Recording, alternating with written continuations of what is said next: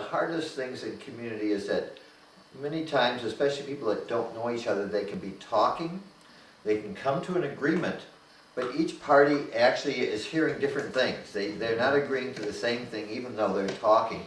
And so to have really clear agreements and really hear each other is something that a lot of people just aren't trained to do. And I see that as a really strong point here at the Sahale in terms of building a community, is that you already have, you know, half the work done, so to speak, in that you have the people, the connections. Whenever I put in a garden or do a physical project, such as build something, I always say that half the work is getting the materials to the site.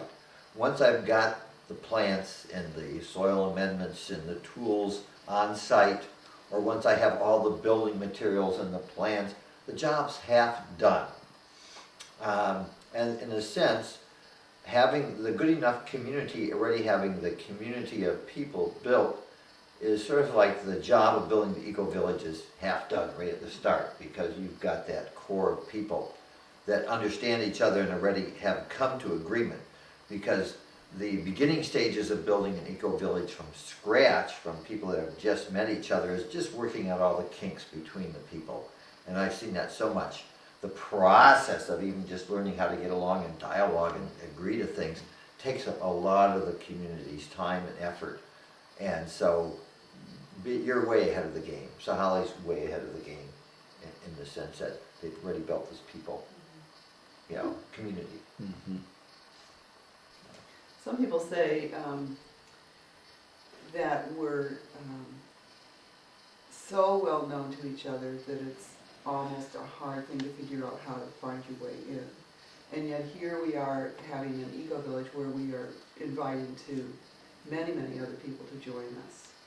I'm just wondering if you have any either observations about us in that light, or suggestions for what we could do to ensure that as new people join us, we both retain all of these qualities you just talked about, but make it possible for others to feel that they can fit in somehow. Mm-hmm. Yeah, big question. How do you get people to buy into something that they don't already own? And one of the strong points of the Goodenough community is that it has a lot of mature, responsible, skilled people.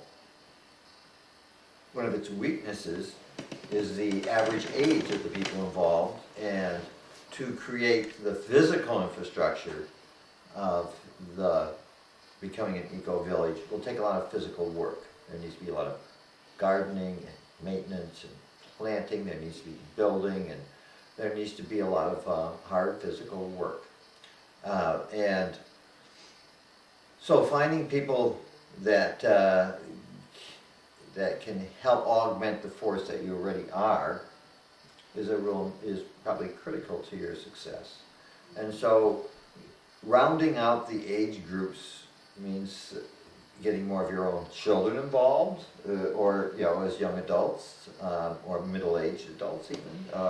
And with children would be, you may have some of that within the community. Failing having the amount of young people in the community already, or from the families, how do you attract outside people? I have found that it's difficult for some people to join existing communities, or especially young people joining existing communities of older people, because they don't a lot of times feel treated as an equal. If you come in feeling that that it takes time to join a community and to sort of gain all the rights and the privileges of someone that's been in it for a while, and that's just part of evolution. But the sense of ownership, the sense of having equity, the sense of having a stake, the sense of that this is partly mine, is an important thing to engender in anybody thinking of joining. And so some people offer people sweat equity, partial ownership, they get to be on part of the deed, maybe they get a little piece of the land given title to. How do you attract people so that they have a sense of that this is partially mine? And so I'm willing to give my all, go wholeheartedly into it. And also, how are they supported if they're so busy working here, they don't have time to go out and work at a job? How do they meet family needs or their own needs? So the income needs is one of the parts of the equation here. How can people make a living here?